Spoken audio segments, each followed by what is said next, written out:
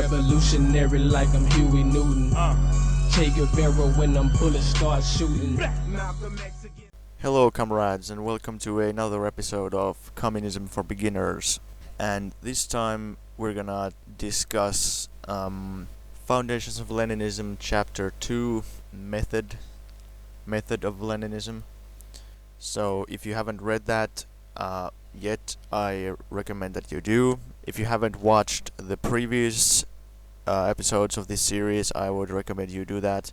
Yeah, this was a pretty short chapter. I mean, all of these chapters are relatively short, but this is a pretty good chapter for multiple reasons.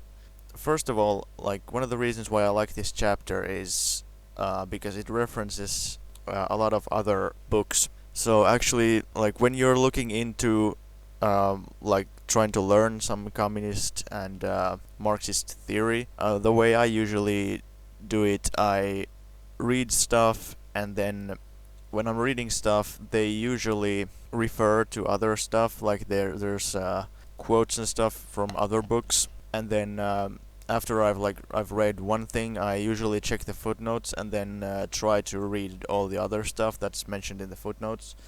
And usually what happens, at least, when I was really being introduced to this stuff, is that first of all, like this chapter, this references, there's 6 footnotes. There's a couple of things by Marx, then there's one thing by Engels, and then 2 books by Lenin. So quickly what happens is you read one thing, and then there's like 5 other books that you have to read, and then you start reading one of them, and it cites 4 other books, and then it just branches out. But eventually, like, when you've read all that stuff, like nowadays, if I now that I reread this chapter, I've actually read all the things that it cites. So, but anyway, I would always recommend that you check the footnotes and actually look into that, because other works that this chapter quotes and cites as sources are also very good, like Left-Wing Communism and Infantile Disorder by Lenin, What the Friends of the People Are and How They Fight the Social Democrats. That's also a pretty good one, really early Lenin, but it's still very good. Yeah, and Engels, the Bakuninists at Work, that's also good and a pretty important one. But anyway, let's get to the actual point. So mainly in this chapter, Stalin goes on to explain that the methodology of Leninism kind of developed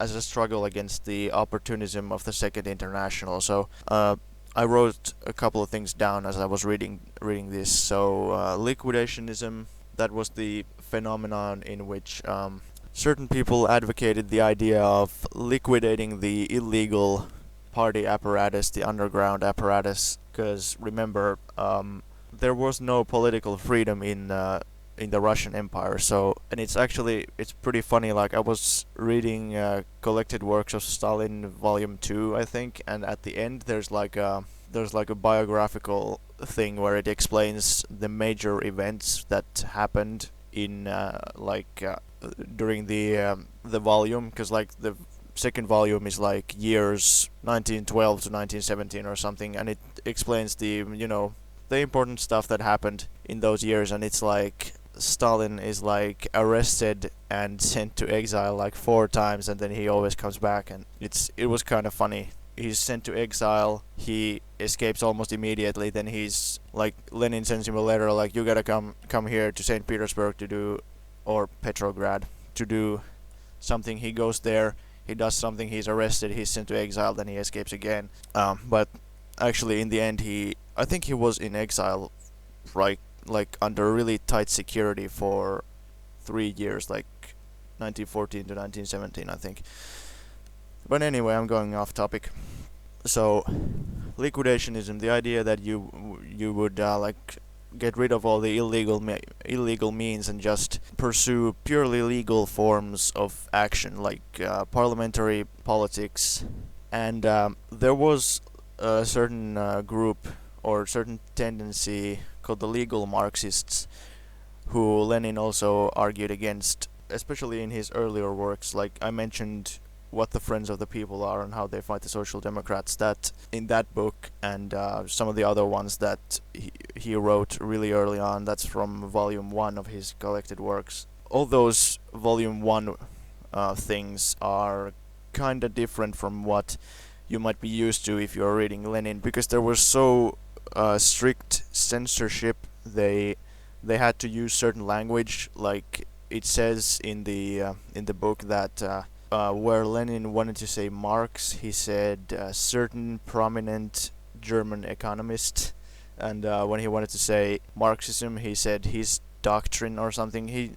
They had to use very vague language anyway, so some people thought that they should just try to do that, make it 100% legal, and then they tried to cover that with really revolutionary sounding slogans, but without any kind of real revolutionary action. About the actual method, Stalin says that firstly, the testing of the theoretical dogmas of the Second International in the crucible of the revolutionary struggle of the masses, in the crucible of living practice, that is to say, the restoration of the broken unity between theory and practice, the healing of the rift between them, for only in this way can a truly proletarian party armed with revolutionary theory be created. So yeah, uniting theory and practice again. Actually putting the theory into practice, testing out if it actually works. Secondly, the testing of the policy of the parties of the Second International, not by their slogans and resolutions, which cannot be trusted, but by their deeds, by their actions, for only in this way can the confidence of the proletarian masses be won undeserved. Thirdly, the reorganization of all party work on a new revolutionary lines, with a view to training and preparing the masses for a revolutionary struggle,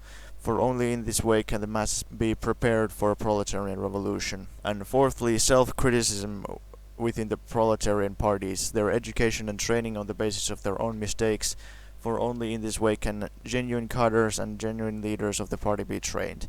So all that seems to, like, the three first ones are kinda just aimed at fighting opportunism, which was rampant at the time. Putting theory into actually seeing if it actually works, putting it into practice, reorganizing the party work on revolutionary lines. But the fourth point, self-criticism, like Stalin quotes various works by Lenin, where Lenin references, like, he is clearly still arguing against the opportunism of the Second International, but this is more of a general point, because I mean it's kind of obvious, like self-criticism, yeah, of course you need that, but if you actually think about your own party, if you're in a party or some group, is there really sufficient amount of self-criticism? Because people don't really like to criticize themselves, like, sincerely. Then there were a couple of theoretical dogmas that Leninism attacked, the theoretical dogmas of the Second International and the opportunists. So the first dogma was, and this is actually pretty much Menshevism, if you know what Menshevism was. And this is it's actually interesting. This is kind of the stuff that I was talking about in my dogmatism in Marxism video. So the first dogma, concerning the conditions for seizure of power by the proletariat, the opportunists assert that the proletariat cannot and ought not to take power unless it constitutes a majority in the country. So this is a really Menshevik idea, that because the proletarians are a minority, they cannot take power and they should not take power. And the second dogma, the proletariat cannot retain power if it lacks an adequate number of trained cultural and administrative cadres and capable of organizing the administration of the country. So this is, you can really see the difference between Leninism and Trotskyism here, because what Lenin said about the first dogma, about the number of the proletarians, or what Stalin said, is that they just pointed to Marx, because Marx already said in his day that a worker-peasant alliance, for example, could be something that would work. So it's not a problem that the proletarians are a minority. Like, of course, depends on the circumstances, but clearly in Marx's time there were less proletarians in Germany than there were in Russia in Lenin's time. That was Stalin's point. And Marx still thought that a worker-peasant alliance in Germany would work, so why should a worker-peasant alliance not work in Russia? But Trotskyism, on the other hand, thinks that it's not, that socialism cannot be built in a country where the proletarians are only a tiny minority, where if it's an undeveloped country. And the second dogma, which is about the cultural level and administrative capabilities of the people, and generally just the low cultural level of the country. Trotskyists would say that it's not possible to build socialism in such a country because, it's backward, they don't have many proletarians, the people are not very cultured, and so on. The revolution has to come from the advanced Western countries. So this is what Stalin says. Let us assume that this is so, replies Lenin.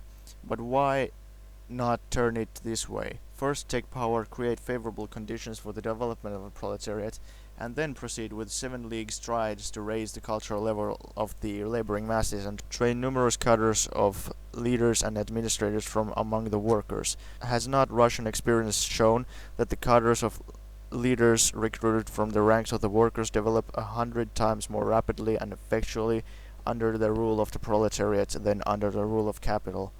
So, although Trotsky and Trotskyism in general, they're not 100% Menshevik, they are not opposed to taking power like Mensheviks are, or I guess were, because their Mensheviks aren't around anymore. But Mensheviks they were completely opposed to taking power. Trotskyism is semi-Menshevik because they're like, okay, let's take power, but building socialism is still impossible, so basically it still resorts to the same, which is capitalism. Whereas Lenin and the Bolsheviks argued that, you take power, and even if the country is backward, and even if the cultural level is low, then we're just gonna start improving it. And then, we do that, and eventually we'll have socialism. Or we will have what it takes to build socialism. If you read on cooperation and what is the other one? Tax in Kind, by Lenin. In those he talked about the new economic policy and how that could be used to lay the foundations of what it takes to build socialism in one country. And then the third dogma of the opportunists was that the proletariat cannot accept the method of the political general strike, and they just say that because Engels criticized anarchists for solely using the political general strike, that therefore Marxism somehow opposes general strikes in general.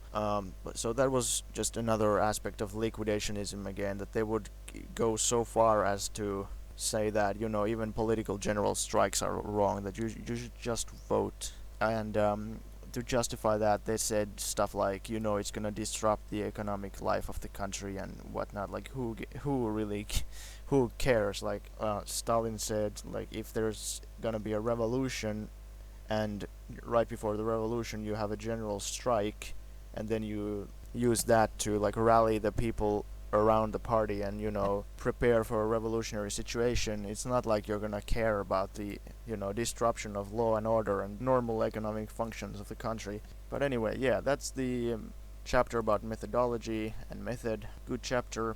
And next time we're gonna be talking about the third chapter, which is theory. Okay, see you then.